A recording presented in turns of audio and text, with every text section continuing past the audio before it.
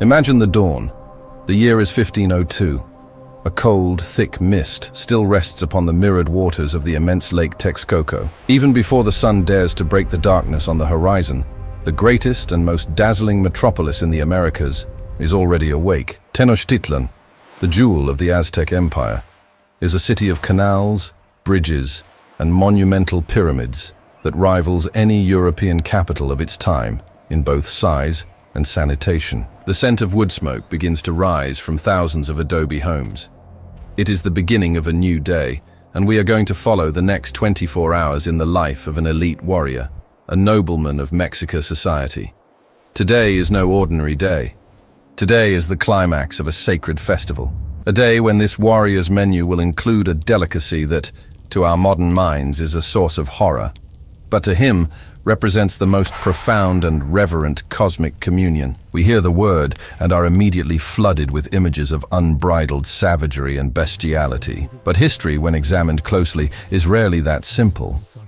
Anthropophagy among the Mexica, the people we know as the Aztecs, was not an act of uncontrolled barbarism, nor a survival tactic in times of famine. It was a meticulously orchestrated ritual, an absolute theological necessity, rooted in the belief that the universe was on the brink of collapse and needed to be fed. But before we reach the night's banquet, we must understand what sustained the body and soul of this man in the hours leading up to twilight. What did an elite warrior eat before consuming the flesh of the gods? The first meal of the day takes place in the cool of the morning, surrounded by the sound of distant drums keeping time in the temples. Our warrior does not consume grand feasts upon waking. The Aztec diet, even for the nobility, was based on a principle of balance and endurance. He starts the day with a bowl of atole, a hot, thick, and incredibly nutritious porridge made from corn masa. But this is not just any corn. It is the result of one of the greatest miracles of human food engineering: nixtamalization. Long before sunrise, the women of the household gather around the hearth fire to perform an ancient, quiet magic. They boil dried, rock-hard corn kernels in a simmering solution of water and slaked lime, hearth ashes, or ground shells. This alchemical process, known as nixtamalization, does something extraordinary. It dissolves the grain's hard hull and releases niacin, vitamin B3, transforming a stubborn cereal into a highly bioavailable superfood. Make no mistake, without this brilliant prehistoric chemistry bubbling in clay pots across the valley, the great Mesoamerican civilization simply would not have thrived. From this softened dough comes our warrior's first sustenance. He is handed a steaming bowl of atole, a thick corn porridge sweetened with a precious drizzle of agave nectar. It is mixed with native chia seeds, tiny powerhouses of endurance that swell to provide a slow-burning energy, perfectly engineered to sustain him through the grueling military and religious obligations of the morning. Alongside the hot bowl, he consumes freshly baked tortillas, pulled straight from the comal, a clay griddle set over the dancing flames. Pliable and blistered, they exude an intoxicating earthy aroma of toasted grain and faint limestone. He tears a piece and dips it into a simple fiery sauce of crushed wild tomatoes and chiltepin peppers, tiny round berries that pack a sudden, explosive heat, jolting his senses awake for the day ahead. As he eats, he observes the agricultural miracle that allows his city to exist.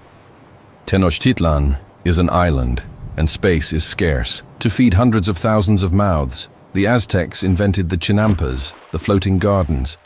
These are artificial islands built from fertile mud from the lake bottom, willow stakes, and decaying vegetation. The system is so efficient that it yields up to 7 harvests a year. It is from this rich, dark mud that the tomatoes, squash, beans, and the countless varieties of peppers that form the foundation of our protagonist's diet are grown. He is not a bloodthirsty predator wandering the jungles. He is a citizen of a sophisticated agrarian civilization. As the sun climbs higher, gaining strength and illuminating the colored stucco of the temples, the warrior leaves his home. The sun is, after all, the center of everything. In Aztec cosmology, we are living in the era of the 5th sun. The previous 4 suns were destroyed by cataclysms: jaguars, furious winds, rains of fire, and floods. To create this 5th sun, the sun of movement, The gods had to sacrifice themselves in the sacred fire of Teotihuacan. They gave their blood, their vital energy, known as tonali, so that the sun could move across the sky and life could exist. Therefore, humanity was born with an unpayable cosmic debt. The Aztec universe is a colossal, terrifying machine that runs on a single precious gear: sacrifice. If the gods died to give life to men, men must die to keep the gods alive. The sun must drink. The earth must eat. It is with this profound, heavy, and unshakable mindset that our warrior walks through the bustling streets. He feels no guilt about what will happen tonight. He feels reverence. The prisoner who will be offered to the gods, and whose body will later be shared, is not seen as a piece of slaughtered meat in an abattoir. He is an exiptla, a living vessel, a temporary embodiment of the god himself. For months, or even years, depending on the festival, the prisoner has been treated with the honors of a deity. He wore the god's clothes, walked the streets playing a flute, was revered by the people, ate the finest food, and slept in soft beds. His destiny is glorious. Upon dying on the sacrificial stone, his soul will travel to accompany the sun on its journey through paradise, and his physical body, blessed and transformed by the divine presence, will serve as communion for the living. In these early hours of the day, our warrior's stomach digests the corn and chia, but his mind is already fixed on the moment when he, as a captor and servant of the empire, will have the privilege of absorbing divine strength through the most sacred and restricted food in all the Mesoamerican world. The day is just beginning, and the vast culinary world of Tenochtitlan still has much to reveal before the sun sets. The sun reaches its zenith. The midday heat hangs over the waters of the Great Lake, and the sound of the metropolis is deafening. It is the hour when the entire empire seems to converge in a single place, the colossal market of Tlatelolco. When the Spanish conquistadors first saw this market, they wrote to their kings that neither in Rome nor in Constantinople had they seen a square so vast, so well regulated, and so overflowing with goods. And it is here, in the beating heart of Mesoamerican commerce, that our warrior has his midday meal. The Aztec diet is an explosion of biodiversity that would make the most refined contemporary chef bow in respect. Our warrior does not consume animal meat in large quantities on a daily basis. Animal protein is a luxury, often reserved for feast days or the elite. But today is a special day. He sits in the shade of a striped cotton awning at one of the many steaming food stalls in the market. His second meal of the day begins with tamales. The Aztec tamale is a masterpiece of ancestral culinary art. Soft, rich, nixtamalized corn dough, stuffed with ingredients that reflect the wealth of the surrounding environment. Today, he chooses a tamale filled with wild turkey meat, slow-cooked in a thick, dark sauce made from dried chilies, toasted pumpkin seeds, and cacao, the direct ancestor of the majestic modern Mexican mole. Another tamale on his plate is filled with something straight from the waters of the lake. Axolotls, those curious amphibians that never age, steamed inside corn husks with leaves of epazote, an aromatic herb with a pungent, almost medicinal flavor that cuts through the richness of the food. To accompany the tamales, he savors a handful of delicacies that showcase Aztec mastery over their ecosystem. He eats chapulines, grasshoppers toasted on the comal with salt harvested from the lake shores and ground chili. They are crunchy, salty, and provide an absurd amount of pure protein. Next, he breaks off a piece of tequitlatl, something that sounds alien but demonstrates profound nutritional wisdom. Tequitlatl is a blue-green paste made from spirulina algae, which grew in the shallow, mineral-rich parts of Lake Texcoco. The algae were harvested with fine nets and sun-dried on large slabs until they formed a sort of biscuit or dry cheese. The flavor is intense, briny, and umami, and our warrior consumes it with warm tortillas and wild cherry tomatoes. In this market, the whole world unfolds in colors and aromas. There are hunters selling migratory ducks, deer, armadillos, and iguanas. There are vendors of hairless dogs, the Zoloids quintlus, bred specifically and fattened on corn for consumption at banquets, a meat considered extremely tender and sweet. There are mountains of black, red, and white beans. There are piles of squash of all shapes and hundreds of varieties of chilies, from sweet to unbearably spicy. There are vanilla beans exuding a seductive perfume and orchids brought from the tropical forests of the coast. But our warrior's meal is only complete with the drink of kings. He trades a few cacao beans, the official and sacred currency of the empire, for a jikara, a richly carved gourd, filled with socolatl. Forget the hot, sweet chocolate of today. The beverage he consumes is bitter, served cold, and designed to awaken the senses and stimulate the spirit. The cacao seed is ground into a paste, mixed with water, chili, aromatic flower petals, and sometimes a little corn to thicken it. The secret of socolatl lies in the foam. The drink is poured repeatedly from one vessel to another, from a great height, until a dense, rich foam forms. Cacao is considered the blood of the earth, a divine substance that gives vigor to warriors and endurance to priests. The bitterness and the spice tear at the throat, but they bring immediate mental clarity. As he finishes his meal and cleans his hands, the atmosphere in the city begins to change. The shadows start to lengthen. The hum of the market takes on a tone of feverish anticipation. The food he has just consumed, the corn, the turkey, the insects, the algae, the cacao, is the sustenance of the earthly plane, the wonder of nature mastered by man. But the meal that awaits him tonight belongs to a different realm. It belongs to the gods. Human sacrifice and the subsequent sharing of the body was not a trivial daily event in which anyone participated. It was restricted, focused, and ritualistic. Human flesh was not considered food in the nutritional sense.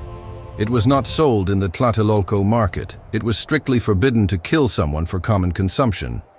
That would be murder and punished by death. The human body only became fit for consumption after it had been sanctified on the temple altar, after the heart, the seat of the Teolia, the divine spark, had been torn out and offered to the sun, still pulsing. Our warrior stands and adjusts his cotton mantle adorned with colorful feathers.